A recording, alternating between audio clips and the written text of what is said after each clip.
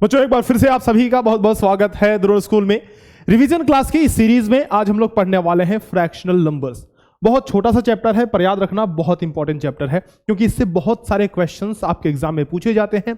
बहुत important chapter है, बहुत सारे क्वेश्चंस बनते हैं बेटा, तो ध्यान से सारे कॉन्सेप्ट क्लियर करना। अगर अभी तक आपके सारे कॉन्सेप्ट क्लियर नहीं है, ध्यान रखना इस क्लास में सारे के सारे रिवाइज हो जाएंगे एंड आपके कोई भी डाउट नहीं बचेंगे अगर इस वीडियो को लास्ट तक देख लिया तो वीडियो को लास्ट तक देखना बेटा, बिल्कुल बीच में नहीं छोड़ना है। भले 1.5x पे 2x पे देख जाओ, लेकिन लास्ट तक वीडियो को देखना है, ठीक है। मैं बहुत सारे क्वेश्चंस कराऊंगा जो कि इस पे ही बेस्ड है, यानी कि फ्रैक्शनल नंबर्स पे ही बेस्ड है सारे क्वेश्चंस एंड कॉन्सेप्ट भी सारे के सारे क्लियर कराने वाला हूं, ठीक है। एग्जाम को ध्यान में रखना है बेटा, एग्जाम बहुत ही नजदीक है, तो जल्दी जल्दी हमें पढ़ाई करना है। ज्यादा टाइम नहीं लूंगा आपका, इस वीडियो को जितनी जल्दी हो सकेगा उतनी जल्दी खत्म करने की कोशिश करूंगा, ये चैप्टर पूरा फिनिश करने की कोशिश करूंगा, ठीक। स्टार्ट करते हैं, let's start the chapter with introduction बेटा। और उससे पहले मैं आपको बता दूं कि अगर आपने अभी तक मॉक टेस्ट दिया नहीं है तो ये जा करके द्रोण स्कूल के ऐप के अंदर मॉक टेस्ट ले लो। इसमें बहुत सारे बच्चे अभी लगातार मॉक टेस्ट दे रहे हैं। 30 मॉक टेस्ट की सीरीज हमने इसको कंप्लीट कर दिया है, यानी कि ये पूरी 30 मॉक टेस्ट की सीरीज जो है ये हमारे ऐप के अंदर, यानी कि द्रोण स्कूल के ऐप के अंदर डल चुकी है। तो इसको आप जरूर से अटेम्प्ट करें। देखो ये जो 50 मॉडल पेपर की सीरीज है, इससे ये अलग है। ऐसा नहीं है कि यही 50 मॉडल पेपर इसमें डाल दिया ना, ऐसा नहीं है। ये सारे मॉडल पेपर्स अलग हैं, 50 मॉडल पेपर्स अलग हैं जो वीडियो सोल्यूशन के साथ हैं। और साथ ही साथ ये जो 30 मॉडल पेपर अभी हमने नए सारे के सारे बनाए हैं, up to the mark exam के लेवल पे जिस पैटर्न आते हैं, जिस पैटर्न को फॉलो किया जाता है, वही पैटर्न हमने ध्यान में रखा है। और सारे question up to the level एक बैलेंस पेपर हमने डिजाइन किया है। तो ये मॉक टेस्ट जो है आपके लिए बहुत ही लाभकारी सिद्ध होगा आपके एग्जाम में, आने वाले एग्जाम में, ठीक है। तो जरूर से इसमें एनरोल करें। अगले साल की तैयारी कर रहे हैं आपके भाई बहन या फिर आप ही, तो नवोदय अल्फा बैच में एनरोल कर सकते हैं। This batch is we are running for next year, that is 2024। And इसके साथ साथ ही हमारा सैनिक अल्फा बैच चल रहा है द्रोण स्कूल के ऐप के अंदर, जो कि 2024 सैनिक स्कूल की तैयारी करवाता है।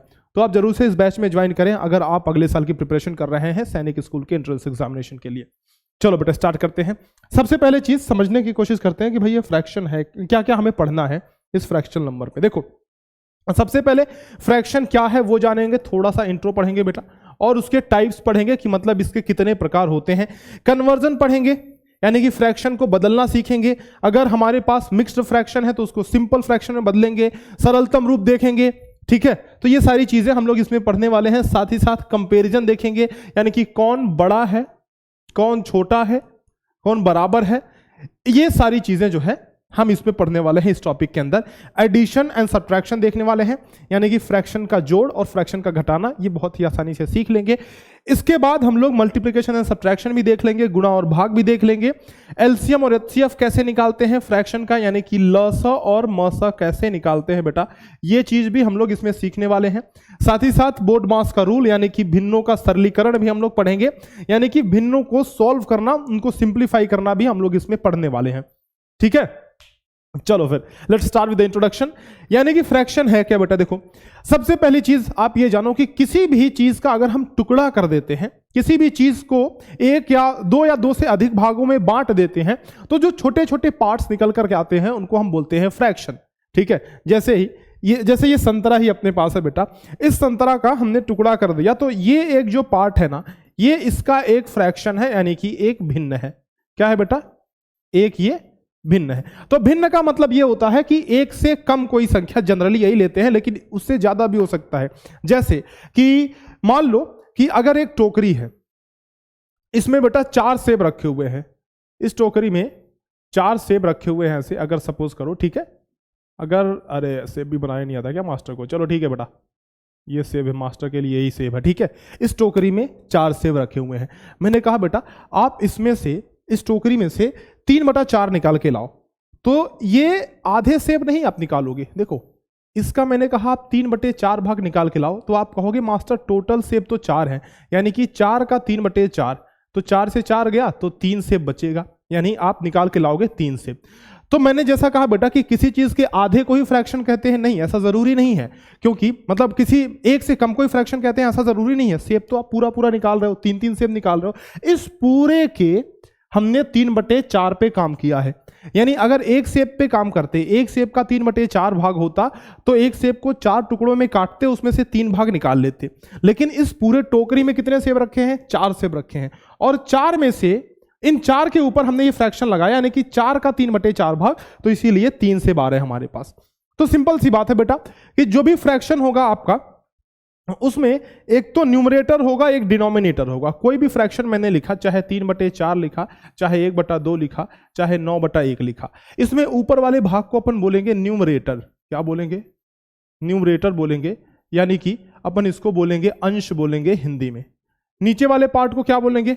डिनोमिनेटर बोलेंगे, डिनोमिनेटर बोलेंगे, यानी कि हर बोलेंगे हिंदी में। ठीक है, ऊपर वाला अंश, नीचे वाला हर। देखो ध्यान रखना, इस 9 को हम लोग सीधे सीधे 9, इस 9/1 को हम लोग सीधे सीधे 9 भी लिख सकते हैं बेटा। यानी अगर ये इंटीजर है ना अपने पास, इसको फ्रैक्शन में कन्वर्ट करना है तो नीचे आप 1 लिख दो, तो यानी कि हर एक इंटीजर फ्रैक्शन बन सकता है। कैसे? जैसे मान लो मेरे पास 2 है, 8 है, 7 है, 126 है, इन सभी के नीचे मैंने 1 लिख दिया, /1/1/1/1। ठीक है, तो ये सारे फ्रैक्शन बन गए, है ना जी। तो फ्रैक्शन का मतलब ये हुआ उसमें एक न्यूमरेटर होगा, एक डिनोमिनेटर होगा अपने पास। ठीक है, एक न्यूमरेटर और एक डिनोमिनेटर। अब न्यूमरेटर बड़ा होगा कि छोटा होगा, इसी के आधार पे हम लोग फ्रैक्शन का वर्गीकरण भी कर सकते हैं, यानी कि फ्रैक्शन को अलग अलग तरीकों में बांट सकते हैं, अलग अलग कैटेगरी में बांट सकते हैं। देखो कैसे, इसके बाद हम वही सीखने वाले हैं। तो आई होप कि आपको फ्रैक्शन क्या होता है समझ में आ गया। अब फ्रैक्शन के जरा प्रकार पढ़ते हैं बेटा कि क्या क्या फ्रैक्शन के प्रकार हैं हमारे पास। पहला उचित भिन्न यानी प्रॉपर फ्रैक्शन, अनुचित भिन्न यानी कि इम्प्रॉपर फ्रैक्शन, फिर मिक्स भिन्न, ये मिक्स फ्रैक्शन यानी कि मिश्र भिन्न, फिर कॉम्प्लेक्स फ्रैक्शन यानी कि मिश्रित भिन्न, कंटिन्यूड फ्रैक्शन यानी कि वितत भिन्न। ठीक है, उचित फ्रैक्शन मतलब प्रॉपर फ्रैक्शन क्या होता है, अभी आपको बात तुरंत समझ में आ जाएगी। और उचित अगर समझ में आ गई बेटा तो अनुचित भी समझ में आ जाएगी। यानी कि हम लोग उचित और अनुचित को एक साथ करने वाले हैं। जल्दी जल्दी थोड़ा थियरी करा रहा हूं आपको। उचित और अनुचित यानी कि प्रॉपर और इम्प्रॉपर को एक साथ करने वाले हैं। ध्यान रखना, अगर नोट्स आपको चाहिए तो डिस्क्रिप्शन में लिंक दिया हुआ है, टेलीग्राम ग्रुप के अंदर जाना, उसके अंदर आपको नोट्स मिल जाएंगे मैथमेटिक्स से। ये पूरा जो मैं पढ़ा रहा हूं ये पूरा नोट्स आपको मिल जाएगा। ठीक है, तो उचित और अनुचित यानी कि प्रॉपर फ्रैक्शन और इम्प्रॉपर फ्रैक्शन, प्रॉपर और इम्प्रॉपर फ्रैक्शन। देखो बेटा, प्रॉपर और इम्प्रॉपर में बात अगर हम करें तो अगर ऊपर वाला छोटा होगा और नीचे वाला बड़ा तो ये हो जाएगा प्रॉपर फ्रैक्शन, और अगर ऊपर वाला बड़ा हुआ नीचे वाला छोटा तो ये हो जाएगा इम्प्रॉपर फ्रैक्शन। आप ऐसे याद रखो बेटा, प्रॉपर का मतलब कोई चीज क्या होता है, प्रॉपर का मतलब हिंदी में होता है उचित। उचित का मतलब भाई जो सीधे सीधे ठीक लगे, है ना, उचित का मतलब जो ठीक हो। तो अब ठीक कौन सा होगा, अगर आप 4 टुकड़े सेब के कर रहे हो उसमें से 3 निकाल रहे हो तब तो ठीक बात है भाई, लेकिन अगर आप 4 टुकड़े कर रहे हो और 5 निकाल रहे हो तो क्या ये ठीक बात है? 4 में से 5 कैसे निकालोगे? नहीं निकाल सकते हो ना। तो ठीक कब होगा? जब ऊपर वाला छोटा होगा। क्योंकि देखो ये चीज क्या दर्शाता है बेटा, ये चीज ये दर्शाता है कि हमने किसी सेब के 4 टुकड़े किए, 4 पार्ट किए, और उसमें से हमने 3 पार्ट निकाल लिया। ठीक है, 4 पार्ट किए, 4 में से 3 निकाल लिया। ये 4 पार्ट कर रहे हैं और 7 निकाल रहे हैं, भाई कहां से होगा? नहीं होगा, यानी ये अनुचित हो गया। ठीक है, ये उचित, ये अनुचित। ऊपर छोटा मतलब न्यूमरेटर छोटा होगा तो उचित भिन्न, और न्यूमरेटर बड़ा होगा तो क्या होगा? वो अनुचित भिन्न हो जाएगा। ठीक है बेटा, तो ये दोनों चीजें आपको समझ में आ गई, मतलब प्रॉपर एंड इम्प्रॉपर। चलो अब आगे बढ़ते हैं।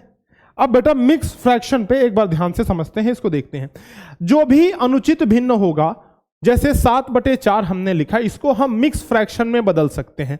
मिक्स फ्रैक्शन कहने का मतलब क्या हुआ, जैसे देखो 7/4 मैंने लिखा, मुझे इसको बदलना है मिक्स फ्रैक्शन में, तो 4 का भाग दो, 7 में एक बार भाग गया और 3 शेष बच गया, रिमाइंडर बच गया, 4 नीचे ही रख दो। तो यानी ये हमारा अनुचित भिन्न था ना बेटा, ये हमारा इम्प्रॉपर फ्रैक्शन था, इम्प्रॉपर फ्रैक्शन था। ठीक है ना, अनुचित भिन्न था। इसको हमने बदल दिया किसमें? मिक्स फ्रैक्शन में, यानी कि मिश्र भिन्न में। ठीक है, अब मिश्र का मतलब क्या, कि जब भी कोई 2 चीजें हम लोग आपस में मिला देते हैं तो हम लोग बोलते हैं कि वो मिक्स चीज है। दूध में पानी मिला दिया, दाल में कुछ और मिला दिया, है ना, तो मिक्स चीजें हो गई। मिक्स का मतलब 2 या 2 से ज्यादा चीजें आपस में मिली जुली हैं। तो इसमें क्या क्या आपस में मिला है जरा देखो बेटा। ये जो चीज है ये तो पूरा पूरा नंबर है, पूरा है यानी कि पूर्णांक है। ठीक है बेटा, और ये जो चीज है ये 3/4 ये एक्चुअल में फ्रैक्शन है ना। तो 2 चीजें आपस में यहां पे मिली जुली हुई हैं, यानी कि इसको हम लोग मिक्स फ्रैक्शन हमने बोल दिया। ठीक है बेटा, पढ़ते कैसे हैं, 1 सही 3/4, ये छोटी छोटी चीजें तो आपको पता ही है, बस मैं रिवीजन करा रहा हूं जल्दी जल्दी। ठीक है, उसके बाद कॉम्प्लेक्स फ्रैक्शन। देखो बेटा, कॉम्प्लेक्स नाम से ही समझ में आ रहा है कि बहुत कॉम्प्लेक्स चीज है। कॉम्प्लेक्स मतलब क्या, बहुत ही उलझाऊ चीज, बहुत कठिन चीज जो हमें समझ में आसानी से नहीं आती हो, कॉम्प्लेक्स बोलते हैं ना। बहुत कठिन चीज है, बहुत एकदम दिमाग ही पकाने वाला चीज है, कॉम्प्लेक्स चीज है। तो कॉम्प्लेक्स का मतलब क्या है कि ऊपर भी भिन्न नीचे भी भिन्न, यानी ऊपर भी फ्रैक्शन और नीचे भी फ्रैक्शन। तो अगर ऊपर भी फ्रैक्शन है नीचे भी फ्रैक्शन है, या फिर सिर्फ एक जगह, जैसे देखो ये 2/3 हमने फ्रैक्शन लिख दिया, एक बड़ा सा बटे का साइन लगाया और हमने 3/4 लिख दिया, तो ये कॉम्प्लेक्स फ्रैक्शन हो गया। कॉम्प्लेक्स फ्रैक्शन का मतलब क्या हुआ, ध्यान से समझना, आपको बात समझ में आ जाएगी।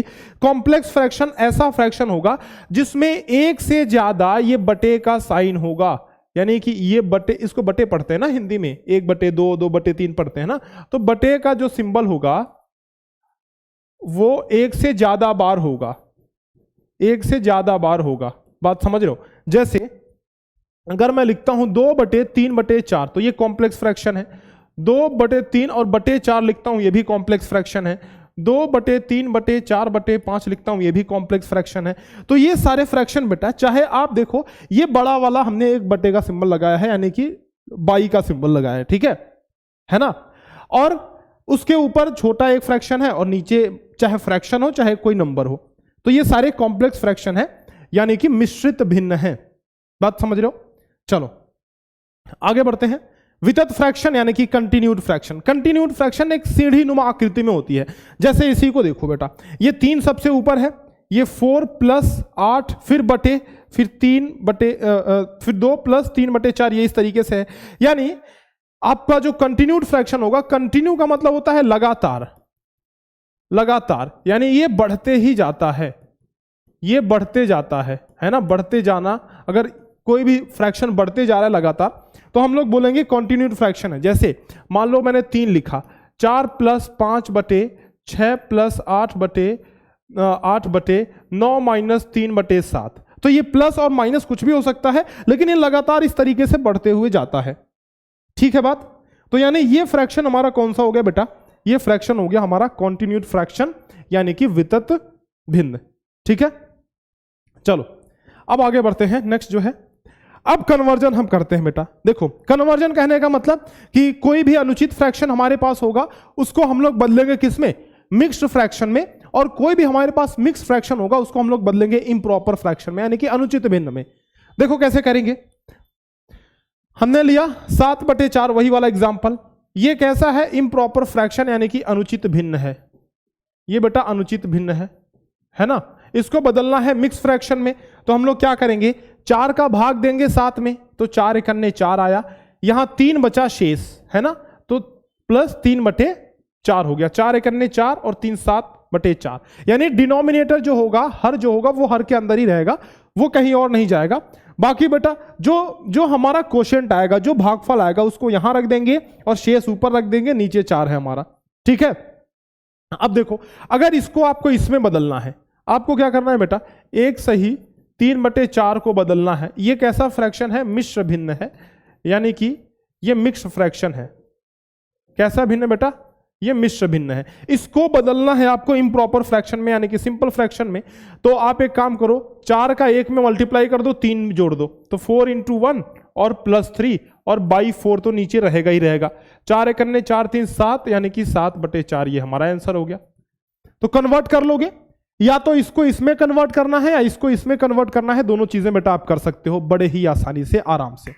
ठीक है, चलो अब बढ़ते हैं आगे। थोड़ा जल्दी जल्दी करेंगे बेटा, मैं थोड़ी जल्दी में हूं क्योंकि मैं रिवीजन आपको सोचता हूं बहुत जल्दी हो जाए, मैं सोच रहा हूं बहुत ज्यादा टाइम ना लगाया जाए, है ना। सरलतम रूप देख लो, सिंपलेस्ट फॉर्म क्या कहलाता है बेटा। सिंपलेस्ट फॉर्म का मतलब क्या है, जैसे देखो ये 8/16 लिखा हुआ है, तो हमने 8 का भाग इसमें दिया, तो 8 × 8 हो गया और 8 दूना 16, यानी कि ये टोटल हो गया 1/2। तो इसका सिंपलेस्ट फॉर्म हो गया 1/2, यानी किसी भिन्न को हम लोग सिंपल फॉर्म में काट के लिख देते हैं। जैसे ये 15/24 है, तो ये किससे कट जाएगा बेटा, 3 से कट जाएगा। 3 × 5 = 15, 3 से हमने भाग दिया तो 3 × 5 = 15 हो गया और 3/24 हो गया, यानी कि 5/8 इसका सिंपलेस्ट फॉर्म हो गया, है ना। यानी ऊपर और नीचे दोनों किसी एक ही संख्या से काटना है। ऐसा नहीं है कि आप ऊपर 3 से काट रहे हो नीचे 5 से काट दो, भैया बात नहीं बनेगी। बराबरी करना है आपको, ऊपर जिससे काट रहे हो नीचे भी आपको उसी से काटना है। ठीक है, चलो ये हो गया बेटा सिंपलेस्ट फॉर्म। अब तुलना करते हैं, कंपैरिजन करते हैं। कंपैरिजन करते हैं बेटा, यानी कि आपके एग्जाम में क्वेश्चन दे देगा कि भिन्नों की तुलना करें। तो एक काम करते हैं बेटा, भिन्नों का जोड़ वगैरह बाद में पढ़ेंगे, ये जोड़ तो अभी कंपैरिजन पढ़ लेते हैं। देखो तुलना करते हैं भिन्नों का कि कैसे हम लोग ये पता करेंगे, कंपैरिजन ठीक तो लिखा था भाई, कैसे हम लोग ये पता करेंगे बेटा कि कौन सी भिन्न बड़ी है और कौन सी भिन्न छोटी है। ये हम लोग कंपैरिजन करने वाले हैं, तुलना करने वाले हैं। ठीक है, देखो अभी जो है बहुत सारे मेथड हमें सीखने की जरूरत नहीं है, हम थोड़े स्मार्ट से मेथड सीखेंगे, बहुत अच्छे वाले मेथड जो है। जब डिनोमिनेटर बराबर हो बेटा, डिनोमिनेटर यानी कि हर बराबर हो, हर बराबर हो, तो उस केस में क्या होगा, जैसे कि 5/8 है, 3/8 है, 4/8 है और 11/8 है। ठीक है, यहां आप देख रहे हो कि हर सभी में बराबर है, 8 यहां भी, यहां भी, यहां भी, यहां भी।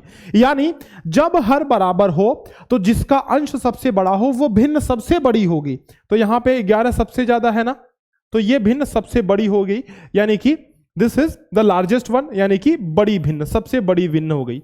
और सबसे छोटी वाली कौन सी होगी, जिसका अंश जो है वो छोटा है, ये छोटी भिन्न हो गई। ठीक है, ये कब का केस है बेटा, जब हर बराबर हो। लेकिन ऐसा भी हो सकता है, ऐसा भी हो सकता है बेटा कि अंश बराबर हो, अंश बराबर हो, है ना।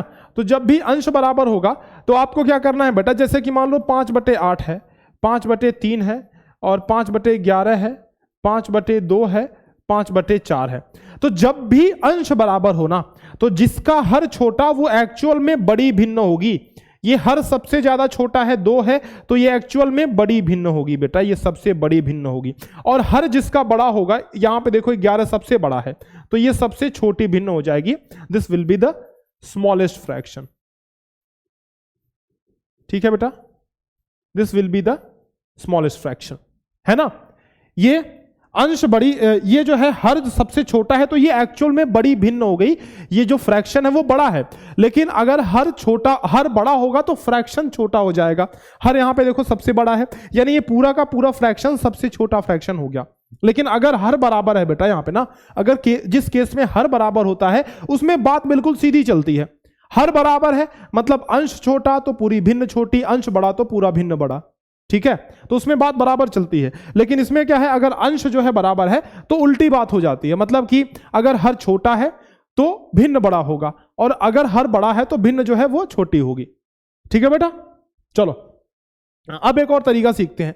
जैसे मान लो कुछ भी बराबर नहीं है भाई, 5/8 है और 3/7 है, आपको देखना है कि कौन सा बड़ा है।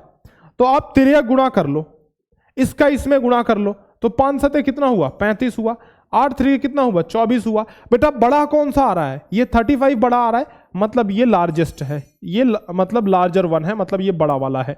ठीक है, यानी ऐसे क्रॉस मल्टीप्लिकेशन करने पर जो जिसका अंश बड़ा आएगा वो भिन्न बड़ी है।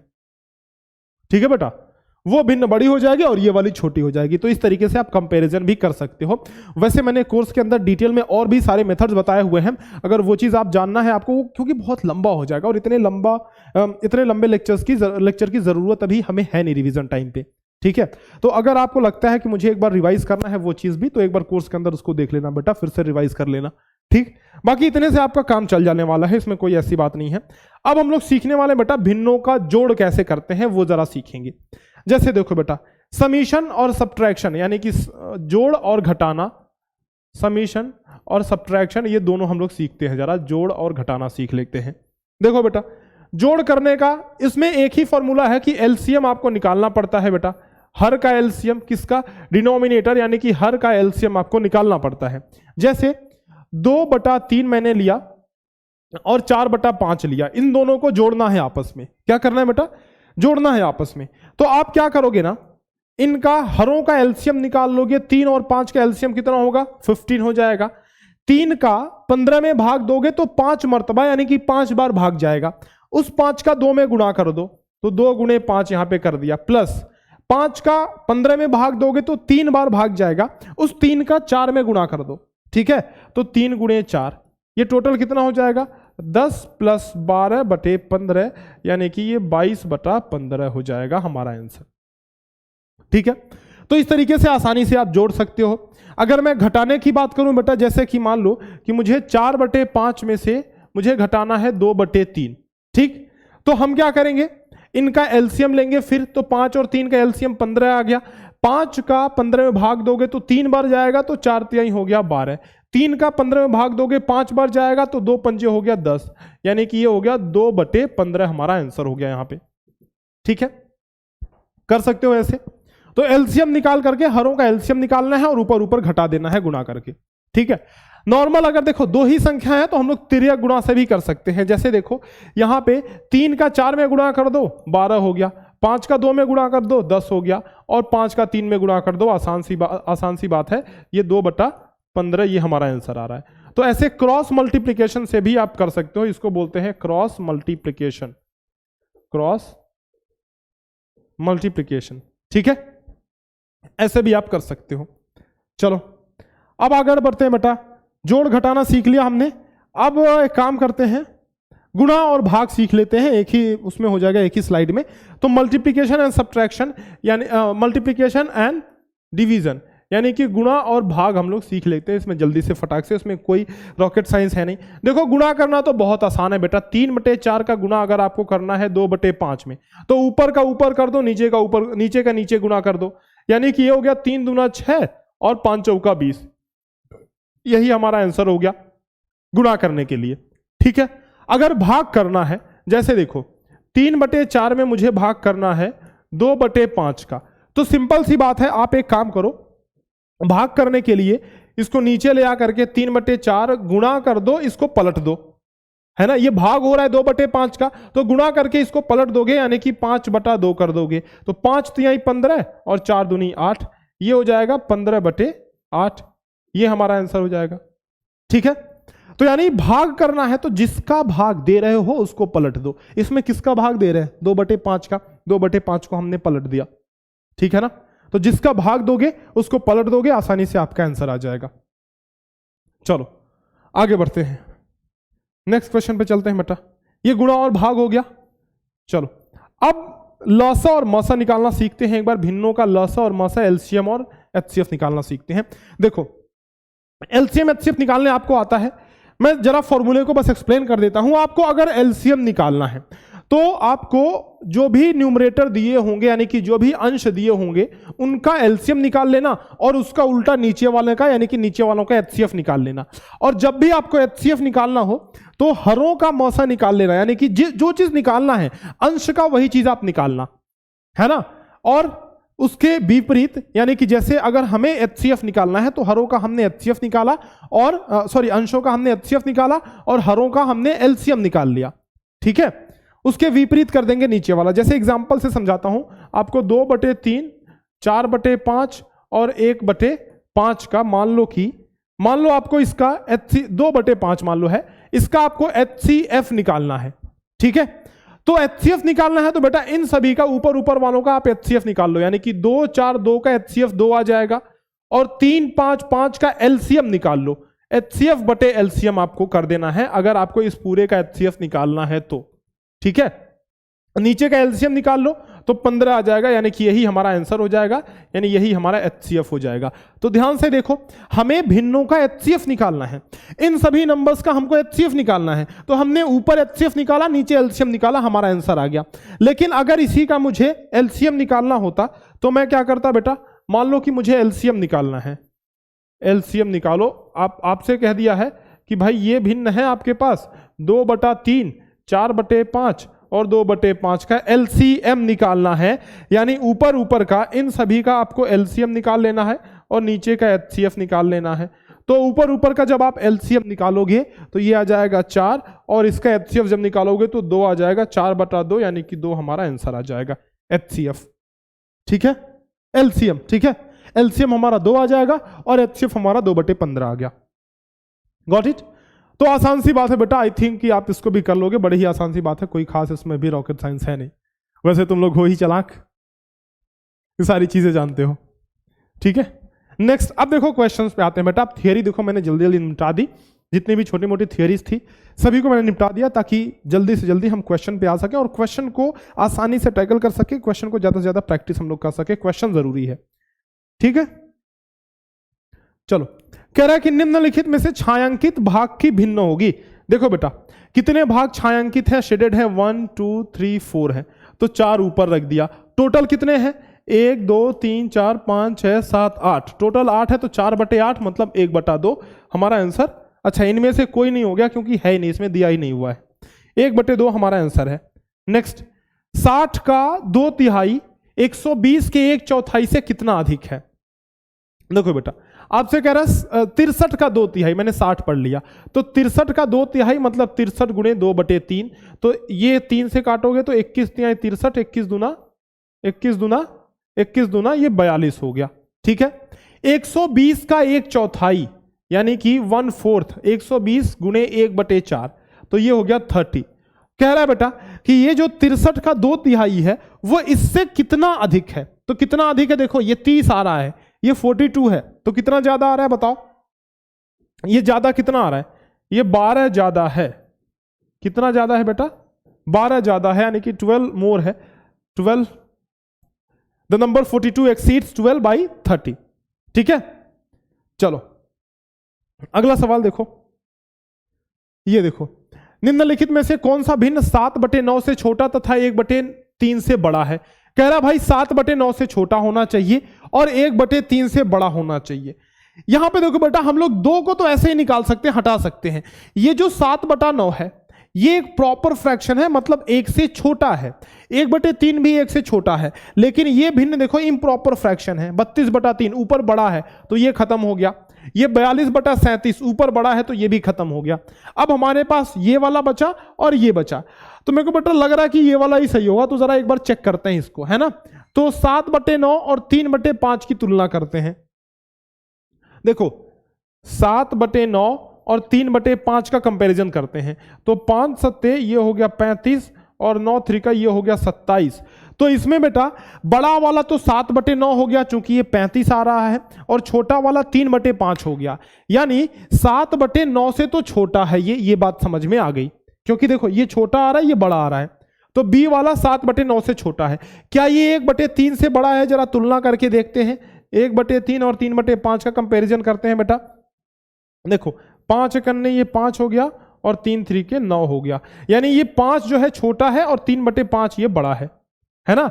ये 9 बड़ा हो रहा है इसलिए 3/5 भिन्न बड़ा हो गया। इसका मतलब ये है कि ये जो हमारा फ्रैक्शन है वो इससे तो बड़ा है लेकिन इससे छोटा है, तो हमारा बी ऑप्शन करेक्ट ऑप्शन, बिल्कुल एग्जैक्टली करेक्ट ऑप्शन, ये सही ऑप्शन है, ठीक है। चलो बढ़ते हैं नेक्स्ट क्वेश्चन पे। Let us move to the next question. So here goes the question number 4। देखो इनका गुणा करना है बेटा, नहीं कर लोगे क्या यार, इनका गुणा कर लो, क्या ही बड़ी बात है। 2/9 गुणे 6/14, देखो काट दो बेटा, 3 3 का 9, 3 दूना 6, 2 दूना ऊपर 4 हो गया और नीचे 14 तिहाई 42 हो गया, तो 4/42। अच्छा और भी कटेगा क्या, 2 से काट दो, 2 दूना 4 और 21 आ गया, 2/21 ऑप्शन हो गया बी। मल्टीप्लाई करना था सीधा सीधा। नेक्स्ट, एक व्यक्ति एक दिन में 12 किलोमीटर चला, वह 6.5 किलोमीटर बाइक से, 2 सही 1/5 किलोमीटर साइकिल से तथा शेष पैदल चला। वह पैदल कितना चला। A man travelled 12 kilometre in a day, he travel 6.5 kilometre by bike, 2 whole 1/5 kilometre by cycle and rest on foot, how much distance he travel on foot. देखो बेटा टोटल चला भाई, इस आदमी ने टोटल जो दूरी तय करी ना वो 12 किलोमीटर था, यहां से यहां तक ये जो टोटल डिस्टेंस चला वो था 12 किलोमीटर। 6.5 किलोमीटर बाइक से, 2 सही 1/5 का मतलब क्या हुआ, देखो ये 1/5 को आप बदल लो किसमें बेटा, आप डेसिमल में बदल लो, तो 5 को डेसिमल में बदलोगे तो 0.2 आएगा, 2.2 किलोमीटर। 6.5 किलोमीटर बाइक से चला, मतलब इतना तो बाइक से चला बेटा, इतना बाइक से चला, और ये 2.2 किलोमीटर किससे चला, साइकिल से चला, और बाकी ये टुक टुक टुक टुक अपने पैरों पर पैदल चल गया, ठीक है। इन दोनों को जब जोड़ोगे तो 6 2 8, 5 2 7, तो 8.7 हो गया, यानी इन दोनों को जोड़ने पर कितना आ रहा है, 8.7 आ गया, और ये बाकी पैदल चला है बेटा, तो 12 में से 8.7 घटा दो, ये पैदल वाला डिस्टेंस आपका निकल के आ जाएगा, तो 12 - 8.7 यानी कि 3.3। 3.3 किलोमीटर है।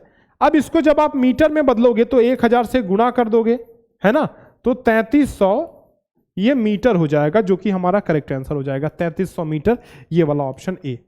ठीक है बेटा, नेक्स्ट आ जाओ।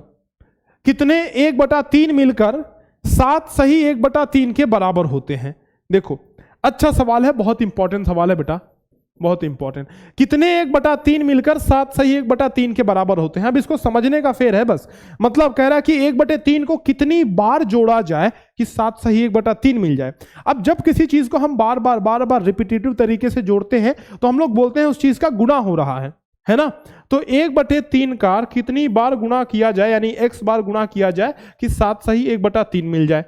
ठीक है, 1/3 गुणे x बराबर ये 7 3 21, एक 22/3, 22/3। देखो बेटा ये 3 से 3 खत्म मास्टर गया, तो x बराबर आ गया 22, हमारा ये करेक्ट आंसर हो गया, है ना। Option number C will be correct answer. ठीक है बेटा, चलो नेक्स्ट सवाल पे आ जाओ। क्वेश्चन 7, 1/5 का 20%, 1/8 के 40% से कितना कम या अधिक है? 1/5 का 20%, 1/5 गुणे 20/100 हो गया। ठीक है, और ये 1/8 का 40%, यानी कि 1/8 गुणे 40/100 हो गया। यहां से देखना बेटा, यहां से अगर मैं काटूं तो ये 20 पंजे 100 हो गया, यानी कि 5 पंजे 25, ये 1/25 हो गया। इसकी वैल्यू कितनी होगी? 8 पंजे 40 और 5 से काटोगे तो 20, यानी कि 1/20 हो गया। ये 1/25 है, ये 1/20 है। कह रहा है 1/5 का 20% इसके 40% से कितना कम या ज्यादा है? तो कम या ज्यादा हम कैसे पता करेंगे बेटा? देखो अंश में 1 है, यहां पे भी 1 है, यानी हम ये समझ रहे हैं कि ये छोटा होगा। क्यों? क्योंकि हर बड़ा है, अंश बराबर हो तो जिसका हर बड़ा वो भिन्न एक्चुअल में बड़ी हो जाती है ना। तो ये भिन्न नहीं, जिसका भिन्न जो है बड़ा, जिसका हर बड़ा है वो भिन्न एक्चुअल में छोटी हो जाती है, यानी ये वाला भिन्न छोटा है किससे? इससे। अब कितना छोटा है ये जरा देखते हैं बेटा। देखो 1/20 में से आप 1/25 घटा दो तो ये कितना आ जाएगा? 25 और 20 का एलसीएम लोगे तो ये आ जाएगा 100 आ जाएगा, तो /100, और 5 में से 4 घटा दोगे तो 1/100, 1/100 का मतलब 0.01 है ना। 0.01 कितना है? कम है। ये डी ऑप्शन, देखो भाई इसको मत कर देना, क्योंकि ये कम है ना, तो ये वाला डी वाला ऑप्शन सही होगा। बहुत अच्छा सवाल है ये। ठीक, नेक्स्ट क्वेश्चन पे चलते हैं। ये देखो कह रहा है इनमें कौन सी भिन्न बड़ी है बेटा?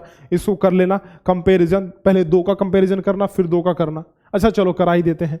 कौन सी भिन्न सबसे बड़ी है? देखो बेटा, तो सबसे पहले इन दोनों का कंपेयर कर लेते हैं, फिर इन दोनों को कंपेयर कर लेते हैं। 5/3 और 2/7 में कंपेयर करें तो 7 पंजे 35 हो गया और 3 दूना 6 हो गया। तो भाई बड़ा तो 5/3 ही हुआ, है ना। तो इसमें ये जीत गया, ये बड़ा हो गया।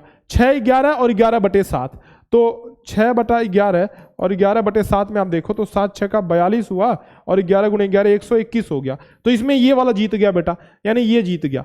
अब इन दोनों को आपस में लड़ा दो, 5/3 और 11/7 को आपस में लड़ाई करवा दो इनकी। भाई देखो 5/3 और 11/7, 7 पंजे 35, ये 11 तियां 33, यानी ये जीत गया बेटा, 35 हो रहा है। तो 5/3 सबसे बड़ा हो गया, ए ऑप्शन अपना करेक्ट हो गया।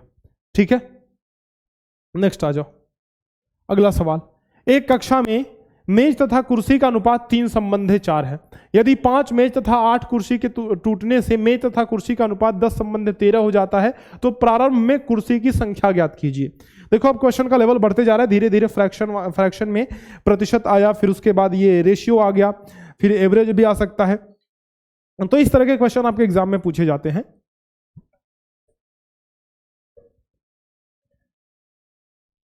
देखो सुनो क्या कह रहा है, ये कक्षा में मेज तथा कुर्सी का अनुपात 3:4 है। यदि 5 मेज तथा 8 कुर्सी टूटने से मेज तथा कुर्सी का अनुपात 10:13 हो जाता है तो प्रारंभ में कुर्सी की संख्या ज्ञात कीजिए। देखो बेटा पहले कितने थे? 3:4। कौन? मेज और कुर्सी। यानी कि अगर टेबल बटे मैं चेयर करूं तो ये 3/4 थे, तो 3x/4x मान लो, 3x/4x। कह रहा है कि 5 टेबल टूट गया, 8 कुर्सी टूट गई बेटा। तो 5 टेबल टूटा मतलब 3x - 5 हो गया, 8 कुर्सी टूटी मतलब 4x - 8 हो गया। ये करने के बाद टेबल और कुर्सी का जो अनुपात हुआ वो 10:13 हो गया, यानी बराबर 10/13 हो गया। ठीक है, ये देखो यहां पे 13 का इस सब में गुणा कर दो और 10 का इधर ले जाकर के गुणा कर दो बेटा। तो 13 का 3 में गुणा करोगे तो 39x माइनस 13 पंजे 65 इज इक्वल टू 10 का 4 में गुणा करोगे तो 40x माइनस 10/80। ठीक, 39x। अच्छा एक काम करो, ये 80 इधर ले आ दो बेटा क्योंकि ये बड़ा है, तो 80 माइनस 65 इज इक्वल टू ये 40x और माइनस 39x। इसको जब हम सॉल्व करेंगे तो 80 में से 65 घटाया आया 15 और 40 में से 39 घटाया तो आया x। ठीक है, यानी x की वैल्यू 15 हो गई। आपसे पूछ रहा है कि स्टार्टिंग में चेयर्स कितनी थी, तो बेटा स्टार्टिंग में चेयर 4x थी, x की वैल्यू 15 है, तो 4 गुणे 15 बराबर 60 चेयर ये स्टार्टिंग में थी। ऑप्शन डी हो गया करेक्ट। ठीक है, चलो आ जाओ नेक्स्ट। निम्नलिखित में से कौन सा मान सबसे अधिक है, कौन सी वैल्यू बेटा सबसे अधिक है? तो सिंपल सी बात है, देखो ये है 53 पॉइंट समथिंग है, ये भी 53 और ये पॉइंट में ही आएगा, तो 54 तो इन दोनों से तो ज्यादा ही दिख रहा है बेटा, तो ये दोनों तो खत्म ही हो गए पहले ही। 5 का 271 में भाग दोगे तो 271 में भाग दो, 5 पंजे 25 हो गया और 2 21 हो गया, 5 चौके 20 हो गया, 1 0 हो गया, दशमलव लगाया, 5 दूना 10 खत्म हो गया। तो 54.2 इसकी वैल्यू आ रही है, तो ये सबसे ज्यादा है बी वाला। ठीक है, आ जाओ नेक्स्ट करते हैं। 3/13 से क्या जोड़ा जाए कि योगफल 1 हो जाए, तो बेटा 3/13 और प्लस x बराबर 1, यानी कि x की वैल्यू हो जाएगी 1 माइनस 3/13 यानी कि 10/13। ये आंसर हो गया अपना। नेक्स्ट आ जाओ। 3/4 की व्युत्क्रम यानी कि रेसिप्रोकल, व्युत्क्रम मतलब इसको उल्टा कर देते हैं तो 4/3 हो जाएगा हमारा answer, option number B. Next question देखो, ये किस प्रकार की भिन्न है बेटा? अभी हमने बताया था कि जब भी इस तरह का फ्रैक्शन आए जिसमें एक से ज्यादा साइन हो बटे का, है ना, 3/4/5/6 इस तरह का कुछ हो, तो उसको हम लोग बोलते हैं कि वितत फ्रैक्शन, कंटिन्यूड फ्रैक्शन है, यानी कि इनमें से कोई भी नहीं, डी ऑप्शन सही हो गया हमारा। नेक्स्ट आ जाओ। ये सबसे छोटी भिन्न, देखो बेटा यहां पे हर बराबर है, यानी कि सबसे छोटी भिन्न कौन होगी? जिसका अंश सबसे छोटा होगा, तो 9/7 हो गया हमारा करेक्ट आंसर। आ जाओ इस पे देखते हैं। इसके तुल्य भिन्न, अच्छा इक्विवेलेंट फ्रैक्शन का मतलब ये होता है कि जिसको काटने पर यही हमें मिल जाए। तो अगर मैं इसको काटूं, देखो तो ये कटेगा ही नहीं बेटा, ये कटेगा नहीं। 5 से इसको काटूं तो 5 6 का 30, चूंकि ये 63 है, किसने 63, ये किसी से नहीं कटने वाला, और नहीं ये भी नहीं कटेगा बेटा, ये तो 2 या 4 से कटेगा, 4 से भी नहीं कटेगा, 4 से कट जाएगा, तो 17 चौका 68, लेकिन ये ऊपर वाला 4 से नहीं कटेगा, तो 2 से काटते हैं 15 और 2 से काटा बेटा तो ये 34 हो गया, तो ये भी इसके बराबर नहीं है। अगर मैं इसकी बात करूं तो 7 से काटा तो 13 7 91, यहाँ पे 13 आ गया, ये 7 पंजे 35, 5/13, तो ये आंसर हमारा आ रहा है, यानी बी को काटने पर हमें ये मिल जाएगा। तो हम कह सकते हैं कि इसके इक्विवेलेंट फ्रैक्शन जो है, इक्विवेलेंट फ्रैक्शन यानी कि तुल्य भिन्न जो होगी बेटा, वो कौन सी हो जाएगी? Option number B. ठीक है, चलो नेक्स्ट क्वेश्चन आ जाओ। किसी संख्या के 1/5वें भाग तथा 1/10वें भाग का योग 15 है, तो संख्या ज्ञात कीजिए। संख्या का 1/5वां भाग यानी कि x/5 और 1/10वां भाग यानी कि x/10, दोनों का योग है 15। जरा देखते हैं बेटा, एलसीएम निकाल लो, तो एलसीएम हो गया कितना? एलसीएम तो 10 ही होगा, तो 5 दूनी 10, 2x हो गया और प्लस x बराबर ये 15, यानी ये हो गया ये 3x/10 इज इक्वल टू 15। अगर मैं इसको काट दूं 3 से तो 3 पंजे 15, 10 का इसमें गुणा कर दो, तो यानी कि x बराबर 50 हो गया, हमारा आंसर सी।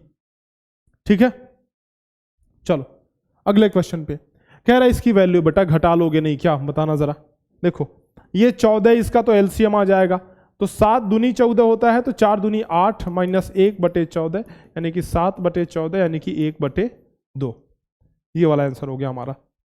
नेक्स्ट आ जाओ। ये इसमें से क्या घटाया जाए कि प्राप्त भिन्न 4/3 हो, तो 7/12 माइनस x बराबर 4/3, तो 4/3 इधर ला लो, x को इधर ले आ लो बेटा, तो 7/12 माइनस 4/3 बराबर x, यहां से जब काटोगे तो 3 चौका 12 और 4 चौका 16, तो 7/12 में से क्या घटाया जाए कि 4/3 हो जाए। बेटा इसका आंसर ना इसका आंसर हमारा माइनस में आएगा। What should be subtracted from 7/12 so that the fraction obtained is 4/3। तो इसका आंसर हमारा आएगा माइनस में। जरा देखो ये कितना आ रहा है, ये 12 हो गया, 12 आपका एलसीएम आएगा, नीचे 12 लिखो तो 12 का 12 में एक बार भाग जाता है, 7 एकन्ने 7, 3 चौके 12 तो 4 चौके 16, ये हो गया बराबर x की वैल्यू। तो ये उल्टा घट रहा है, यानी कि छोटे नंबर में से बड़े नंबर को हम लोग घटा रहे हैं, है ना। तो उल्टा घटा के साइन लगा दो, यानी कि 16 में से जब 7 तुम घटाओगे तो ये आ जाएगा 9, तो x की वैल्यू आ जाएगी x इज इक्वल टू -9/12, यानी कि इसको जब काटोगे आप देखो तो 3 3 का 9, 3 चौके 12 तो -3/4। यहाँ पे एक माइनस लगा लेना, -3/4, आंसर हमारा माइनस में आएगा। ये वाला सही सवाल है बेटा, इसको जरा करना अच्छे से, ठीक है। चलो तेज तो नहीं हो रहा है, काफी तेज वैसे हो रहा है मुझे पता है बेटा, लेकिन बियर विद मी, क्योंकि बहुत सारे सवाल हमें करने हैं और इतनी जल्दी हमें खत्म भी करना है, और सारे मैं सोच रहा हूँ सारे कॉन्सेप्ट भी तुम्हारे कवर हो जाएं। इसका भाग, इसका मान निकालना है बेटा, वैल्यू निकालनी है। निकाल लोगे क्या इसका? छोड़ दो इसको, चलो कर ही लेते हैं बेटा, अभी टाइम है थोड़ा। तो देखो इसको पहले कन्वर्ट कर लो, तो 5 दूनी 10 है कि 11/2 हो गया, ये 8 दूनी 16 एक 17/8 हो गया, डिवाइडेड बाई 17/8, तो ये 11/2 गुणे 8/17।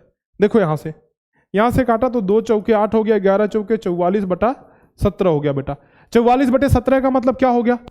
17 दूना 34, 10 44, ये वाला हो गया, डी ऑप्शन सही हो गया। नेक्स्ट आ जाओ, ये देखो 1/6 में किस भिन्न का भाग किया जाए कि भागफल इतना हो जाए। तो हमने कहा जी 1/6 में x का भाग करने पर भागफल आया 1/1.25। अच्छा देखो 1/6, अच्छा यहाँ पे x की वैल्यू निकालनी है, तो एक काम करो बेटा, 1.25 को आप फ्रैक्शन में कन्वर्ट करोगे तो ये आ जाएगा 5/4 आ जाएगा, है ना।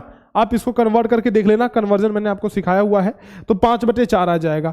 अब देखो यहां पे क्या होगा, 1/6 divided by x is equal to 5/4, तो यहां पे x इधर जाके भाग हो जाएगा, इसका आके इधर क्या हो जाएगा बेटा, इसका इधर नहीं, इसका इधर जाके गुणा हो जाएगा चूंकि भाग हो रहा है, और इसका भाग हो जाएगा चूंकि गुणा है, तो 1/6 and divided by 5/4 is equal to x, है ना।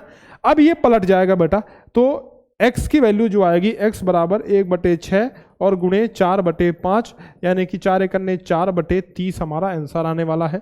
4/30 को अगर आप काट दोगे तो ये 2 दूनी 4 हो जाएगा, ये 15 हो जाएगा, यानी आंसर हो जाएगा 2/15। This one will be the correct answer, ठीक है। चलो ये आ जाओ, दो संख्याओं का गुणनफल इतना है, एक संख्या दिया हुआ है, दूसरी संख्या निकालनी है बेटा, तो ये गुणनफल है ना, यानी ये मल्टीप्लिकेशन है, तो इसमें इसका भाग दे दो, दूसरी संख्या आपकी निकल के आ जाएगी, ठीक है। तो 1/20 एंड डिवाइडेड बाई 9/15, इसका मतलब ये हुआ कि 1/20 गुणे 15/9। इसको जो भी कट पिट रहा है बेटा काट पिट लो भाई। तो देखो 5 तिहाई 15 और 5 चौका 20, यानी कि ये 3 एकन्ने 3, 3 3 का 9, तो ये हो जाएगा 1/12, हमारा आंसर हो जाएगा डी ऑप्शन, ठीक है। चलो इसको करते हैं, इसका एलसीएम निकालना है। अभी हमने बताया कि एलसीएम निकालना है मतलब ऊपर ऊपर सारे अंशों का एलसीएम और नीचे का एचसीएफ निकाल लेना है, नहीं कि हरों का एचसीएफ निकाल लेना है। तो ऊपर सभी का एलसीएम निकालो बेटा। देखो इस सब का एलसीएम निकालोगे, 4 6 9 और 10 का अगर आप एलसीएम निकालोगे तो 9 तो इधर से आ गया, 9 पंजे 45, 45 दूना 90, इसका एलसीएम आ जाएगा 90 ऊपर का एलसीएम, और नीचे का एचसीएफ निकालोगे तो 3 मेरे को सभी में कॉमन दिख रहा है बेटा, यानी कि 3 आ जाएगा, तो इसका आंसर हो जाएगा 30 तिहाई 90 यानी कि 30। अच्छा कुछ गड़बड़ हो रहा है क्या? अच्छा रुक जाओ, ऊपर का अगर मैं एलसीएम निकालूं तो 90 से कम नहीं चलेगा, 9 तो इधर ही दिख रहा है भाई, और 2 को भी लेना ही पड़ेगा, 6 15 6 90, 4 से 90 नहीं कटेगा, ना 4 से 90 कटेगा नहीं बेटा, ठीक है, 2 बार लेना पड़ेगा उसको, तो 180 हो जाएगा, 180 एलसीएम हो जाएगा, और एचसीएफ तो 3 ही होगा, यानी कि 60 विल बी करेक्ट आंसर, 60 ये वाला, ठीक है। चलो ऊपर का एलसीएम नीचे का एचसीएफ निकालना है, ध्यान रखना है, इसमें आप ऊपर का मौसा और नीचे का लसा, तो 14 35 91 का आपको एचसीएफ निकाल लेना है, चूंकि फाइनल आपको एचसीएफ निकालना है, और नीचे इनका एलसीएम यानी कि 6 7 14 का एलसीएम निकाल लेना है।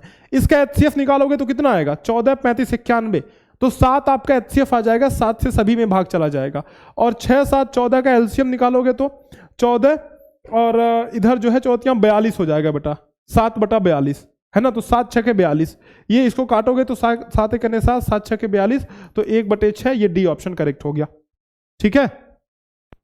चलो नेक्स्ट ये देखो, इसमें लसा और मसा का अंतर निकालना है। Find the difference between the LCM and HCF of these numbers.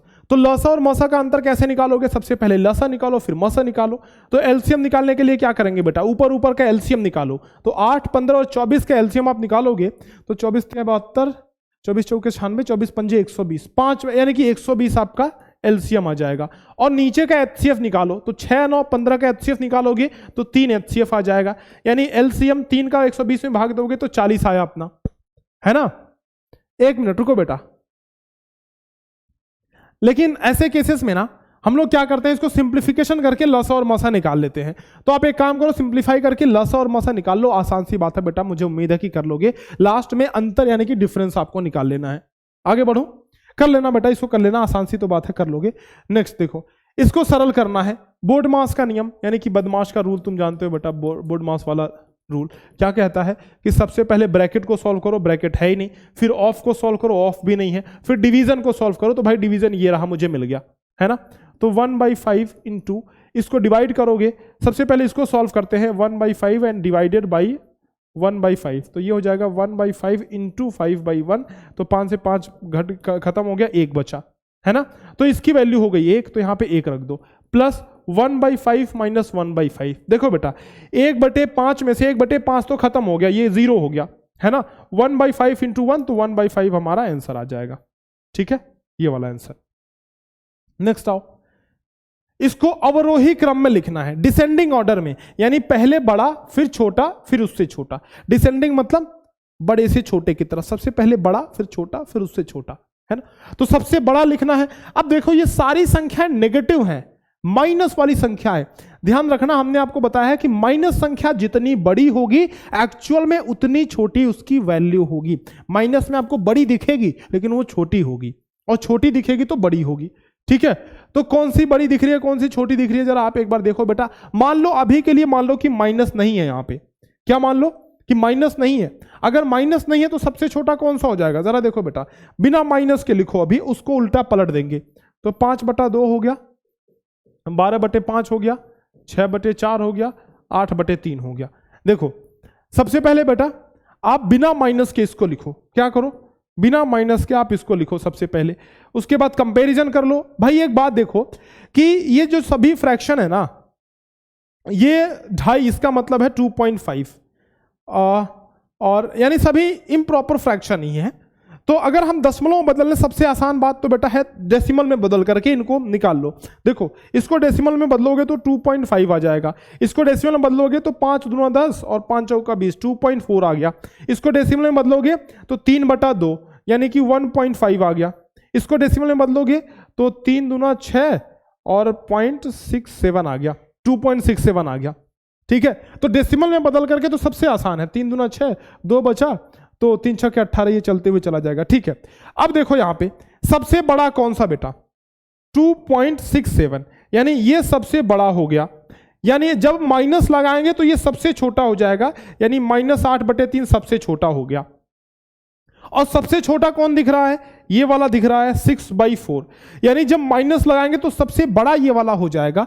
तो -6/4 ये सबसे बड़ा है, ये सबसे बड़ा है और ये सबसे छोटा है। तो -6/4 सबसे पहले आएगा, ये रहा, और सबसे छोटा -8/3, तो डी ऑप्शन सही हो गया। देखा, 2 हमने निकाला, हमारा काम बन गया, सबसे बड़ा वाला और सबसे छोटा वाला। सबसे बड़ा वाला है हमारा -6/4, माइनस ये कौन सा हुआ, -6/4, ठीक है। सबसे छोटा वाला 8/-3, ठीक बेटा। चलो ये हो गया, आगे बढ़ते हैं 27। देखो, राजेश अपनी पूंजी का 5/8 भाग खर्च कर देता है, फिर शेष का 2/5 भाग कमा लेता है, ठीक है भाई। मान लो 1 रुपया था उसके पास, 1 में से 5/8 खर्चा कर दिया, तो 8 करने 8 में से 5 गया 3, यानी कि 3/8 बचा इसके पास। ये क्या हुआ, ये बचा उसके पास। तो जो बचा उसका 2/5 भाग कमा लेता है भाई। तो बचा कितना, 3/8, इसका 2/5 कमा लेता है, यानी ये 2 चौके 8 हो गया, तो ये 3/20 भाग कमा लेता है। देखो इतना बचा था और इतना कमा लिया, तो टोटल कितना हुआ, देखो टोटल कितना हुआ, 3/8 और प्लस 3/20, ठीक है। टोटल ये निकालोगे बेटा, एलसीएम निकाल लो, तो ये 20 दूना 40 हो गया एलसीएम, 8 पंजे 40, 3 पंजे 15, 20 दूना 40, 3 दूना 6, तो ये 6 5 11, 21/40 आंसर हो जाएगा हमारा बी। ठीक, चलो नेक्स्ट क्वेश्चन, 2-3 क्वेश्चन और बचे हैं।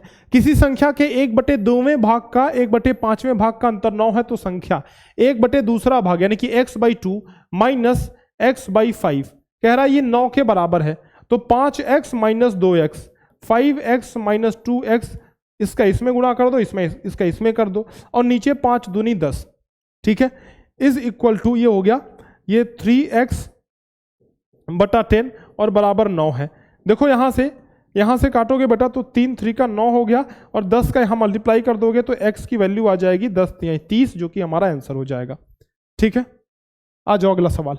इसको सरल करना है बेटा। सबसे पहले ये जो मल्टीप्लिकेशन है ना 3/4 गुणे 10/21 है, इसको सबसे पहले काट लो, तो 3 सते 21 हो गया, ये 2 दूनी 4 2 पंजे 10, ऊपर 5 नीचे 7 दूनी 14 हो गया, तो 5/14 हो गया, यानी इसकी वैल्यू तो 5/14 हो गई।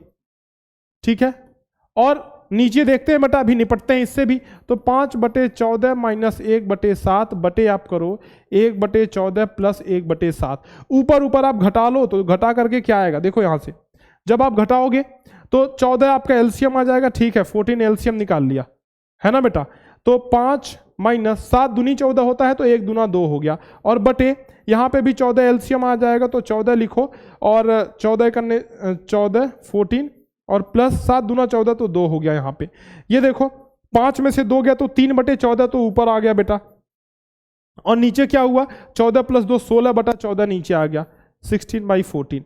यहां से देखो चूंकि ये भी नीचे है, नीचे 14 है, ये भी है, तो कट गया, तो 3/16 हमारा आंसर आ जाएगा।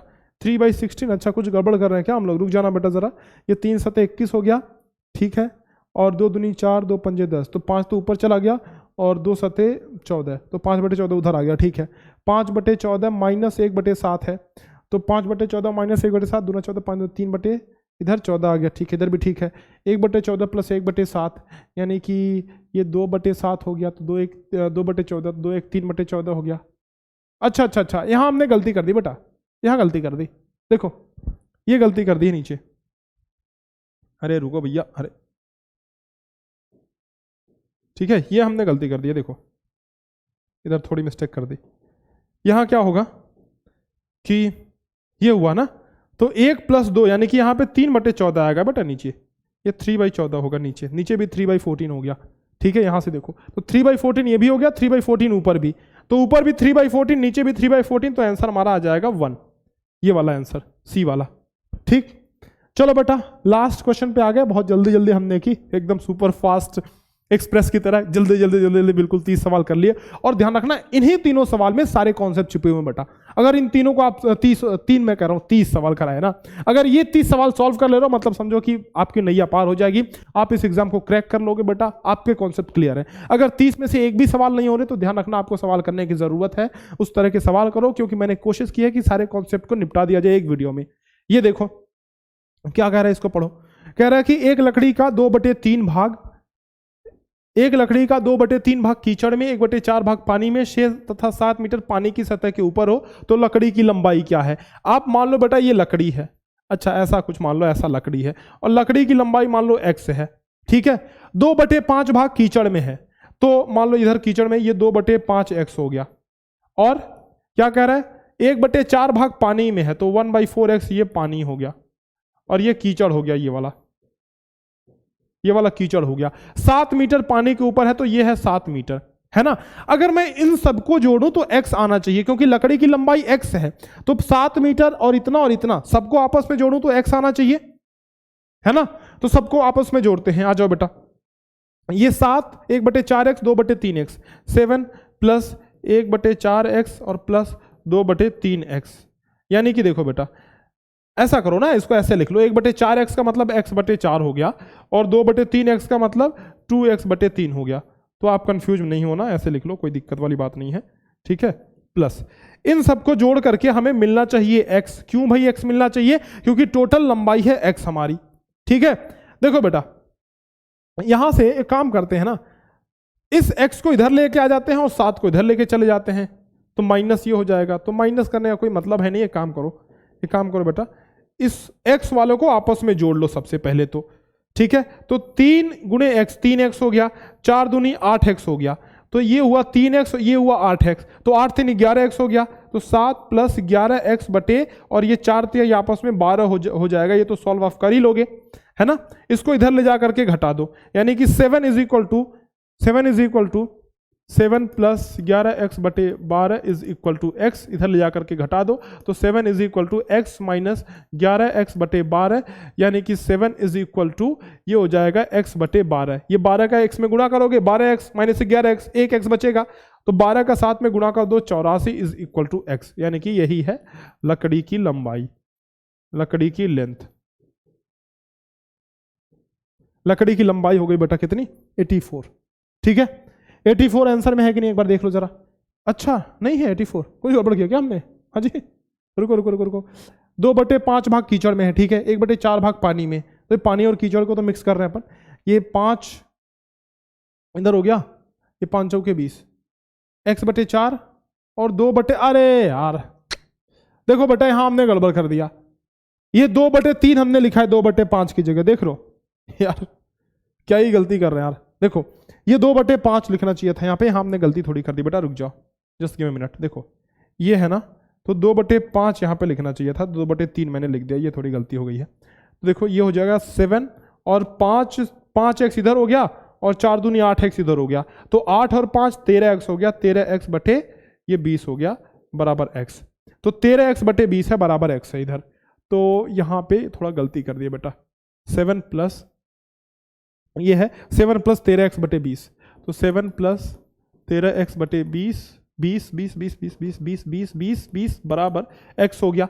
तो इसको इधर ले जाकर के घटा दो, तो 7 = x - 13x बटे 20 हो गया, तो 7 = ये 20x - 13x, यानी कि 7x/20 हो गया बेटा। ये देखो 7 से काट दिया, तो 7 1 जा 7, 7 1 जा 7, 20 का इधर गुणा कर दो, तो 20 = x, यानी कि लकड़ी की लंबाई हो गई 20 मीटर।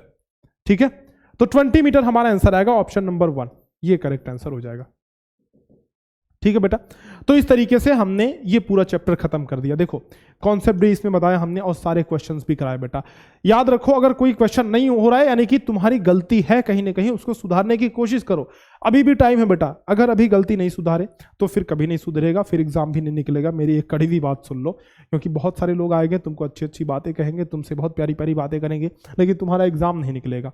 एग्जाम निकालना है आपको, मेरी बात मानो। ये सारे क्वेश्चंस अगर कोई क्वेश्चन नहीं हुए हों, नहीं आ रहा हो, तो उसको प्रैक्टिस करो अच्छे से, सारे क्वेश्चन बेटा रगड़ डालो बिल्कुल बढ़िया से। ठीक है, मॉक टेस्ट ले लेना। इस मॉक टेस्ट को अच्छे से हमने डिजाइन किया है आप सभी के लिए, तो मॉक टेस्ट की प्रैक्टिस जरूर से कर लेना बेटा। ये 30 मॉक टेस्ट द्रोण स्कूल के ऐप के अंदर अवेलेबल हैं, और ये 50 मॉडल पेपर की सीरीज विद वीडियो सोल्यूशन के साथ है। ये सभी के सभी वीडियो सोल्यूशंस आपको दिए हुए हैं, तो इसमें कोई परेशानी आपको नहीं आने वाली है। कोई दिक्कत होता है तो आप हमें कॉल कर सकते हैं, नंबर बता दे रहा हूं अभी। अगर आप अगले साल की तैयारी कर रहे हैं तो नवोदय अल्फा बैच ध्यान रखिएगा। ये नवोदय अल्फा बैच है जिसमें हम अगले साल नवोदय विद्यालय की तैयारी करवा रहे हैं, और ये सैनिक अल्फा बैच है जिसमें हम अगले साल सैनिक स्कूल की तैयारी करवा रहे हैं। ठीक है, तो आप इसमें एनरोल कर सकते हैं। किसी भी जानकारी के लिए आप हमें कॉल कर सकते हैं 6260388361 पे। ये टेलीग्राम चैनल है हमारा द्रोण स्कूल नाम से, तो डिस्क्रिप्शन में लिंक दिया हुआ है, माई द्रोण स्कूल आईडी है, उसको जरूर से ज्वाइन कर लेना, ताकि आपको लेटेस्ट अपडेट जो भी हो नवोदय या फिर सैनिक से रिलेटेड आपको मिलते रहे। ठीक, तो इसको ज्वाइन कर लेना बेटा। एंड कोई भी दिक्कत आती है so make sure you call us on the number 6260388361, don't hesitate to call us. ठीक है, इस पे कॉल करके आप पूछ सकते हैं। बाकी वीडियो कैसी लगी आप कमेंट सेक्शन में जरूर से बताना बेटा। मास्टर को यार एक दिल तो दे दो हमारी तरफ से, हमारी मतलब मास्टर को अपनी तरफ से एक दिल दे दो बेटा। कमेंट में एकदम दिल ही दिल भर दो, मजा आ गया मास्टर लिख दो, अगर मजा आया तो बढ़िया से ईमानदारी से। और इस वीडियो को शेयर करो अपने सभी दोस्तों के साथ, जितने भी तुम्हारे दोस्त यार मित्र हैं सभी के साथ शेयर करो, ताकि पता चले भाई यहाँ पढ़ाई ठीक ठाक हो रही है और रिवीजन हो पाए सबका। ठीक है बेटा, और मुझे भी मोटिवेशन मिले, मैं भी आपके ये सारे चैप्टर्स कंप्लीट करा पाऊँ, रिवीजन करा पाऊँ। ठीक है, वीडियो कैसी लगी कमेंट सेक्शन में जरूर बताना। मिलते हैं आपसे नेक्स्ट वीडियो में, तब तक के लिए अलविदा, धन्यवाद।